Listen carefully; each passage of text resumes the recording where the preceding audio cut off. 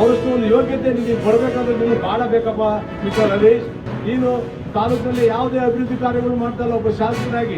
ಆ ಹೊನ್ನಾಳಿಗೆ ನಿಮ್ಮ ಮಾಜಿ ಶಾಸಕ ಇದ್ದಾನೆ MP ರೇಣುಕಾಚಾರ್ಯ, ಅವನು ಬೇಕಾದಂಗೆ ಎಲ್ಲ ಮಂತ್ರಿಗಳು ಪುಕ್ಷಣೆ ಕಾಂಗ್ರೆಸ್ ಮಿನಿಸ್ಟರ್ ಮನೆ ಬಾಗ್ಲಿ ಹೋಗ್ತವ್ರೆ. ನಾನು ಕೇಳಿದೆ ಅದಕ್ಕೆ ಯಾಕಪ್ಪ ನೀನು ಆಗಲೆಲ್ಲ ನಮ್ಮ ಮಂತ್ರಿಗಳ ಮನೆಗೆ ಹೋಗ್ತೀನಿ ಅಂತ ಹೇಳಿ.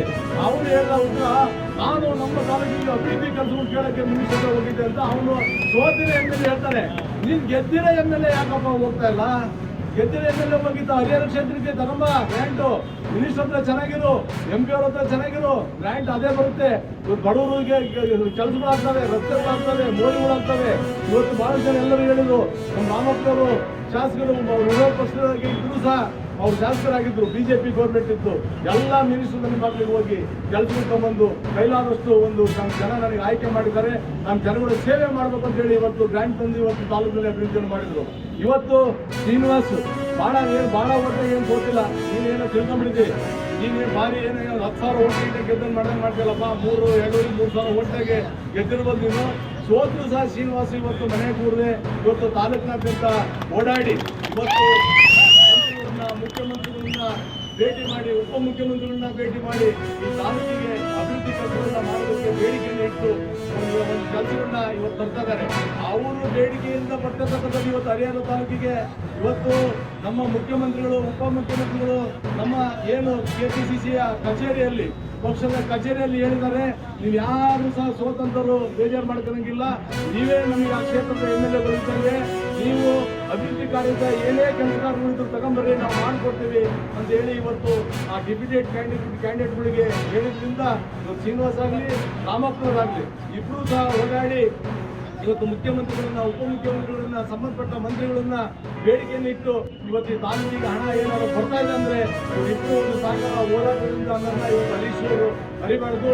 ನೀನೊಬ್ಬ ಶಾಸಕನಾಗಿ ಇವತ್ತು ಯಾವುದೇ ಒಂದು ಪಕ್ಷಗಳಿಗೆ ಹೋಗಿ ಸರ್ಕಾರದ ಜೊತೆಗೆ ಒಂದು ಮಾತಾಡಿದ್ರೆ ನೀವು ಸಹ ಇವತ್ತು ಗ್ರ್ಯಾಂಟ್ ಅನ್ನು ಕೊಡ್ತಕ್ಕಂಥ ಒಂದು ವ್ಯವಸ್ಥೆ ಆಗುತ್ತೆ ಅನ್ನೋ ಮಾತನ್ನ ಈ ಸಂದರ್ಭದಲ್ಲಿ ಹೇಳ್ತಾ ಇವತ್ತು ಕೇಂದ್ರ ಬಜೆಟ್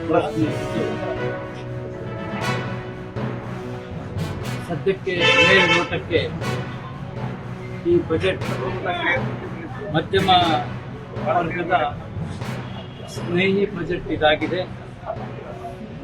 ಹೊಸ ತೆರಿಗೆ ವ್ಯವಸ್ಥೆಯಲ್ಲಿ ಸ್ಲ್ಯಾಬ್ಗಳ ಪುನರ್ರಚನೆ ಆಗ್ತಾ ಇರ್ತಕ್ಕಂಥದ್ದು ಸಂಪೂರ್ಣವಾಗಿ ಇನ್ನೂ ಅದರ ಮಾಹಿತಿ ಇಲ್ಲ. ಹೆಚ್ಚಾಗಿ ಈ ಬಜೆಟ್ನಲ್ಲಿ ಒಂದು ದೇಶ ಅಭಿವೃದ್ಧಿ ಆದರೆ ಇನ್ಫ್ರಾಸ್ಟ್ರಕ್ಚರ್ ಬಹಳ ಮುಖ್ಯ.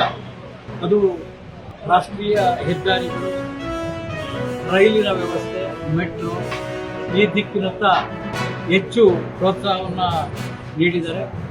ದೇಶೀಯ ಉತ್ಪಾದನೆಗೆ ಒತ್ತನ್ನು ಕೊಟ್ಟಿರ್ತಕ್ಕಂಥದ್ದು. ಅದೇ ರೀತಿ ರಕ್ಷಣಾ ಇಲಾಖೆ ಜೊತೆಗೆ ಎಲೆಕ್ಟ್ರಾನಿಕ್ಸ್ ವಿಭಾಗಕ್ಕೂ ಕೂಡ ಹೆಚ್ಚಿನ ಒಂದು ಬಜೆಟ್ನಲ್ಲಿ ಅವಕಾಶವನ್ನು ಮಾಡಿಕೊಟ್ಟಿರ್ತಕ್ಕಂಥದ್ದು. ಕಿಸಾನ್ ಕ್ರೆಡಿಟ್ ಕಾರ್ಡ್ ಸೌಲಭ್ಯವನ್ನು ವಿಸ್ತರಣೆ ಮಾಡಿರ್ತಕ್ಕಂಥದ್ದು. ಸ್ಮಾರ್ಟ್ ಸಿಟಿ ಯೋಜನೆಗಳನ್ನು ಕೂಡ ವಿಸ್ತರಣೆಯನ್ನು ಮಾಡಿರ್ತಕ್ಕಂಥದ್ದು.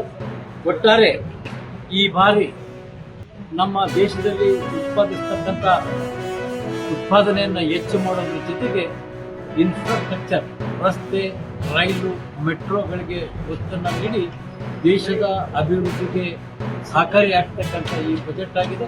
ಎಲ್ಲದಕ್ಕಿಂತ ಮುಖ್ಯವಾಗಿ ನಾವು ಯಾವುದೇ ಶ್ರೀಮಂತ ರಾಷ್ಟ್ರಗಳಿಗೆ ಕೈ ಒಡ್ಡಬಾರ್ದು, ಅವರಿಂದ ಯಾವುದೇ ವ್ಯವಹಾರವನ್ನು ಮಾಡಬಾರ್ದು.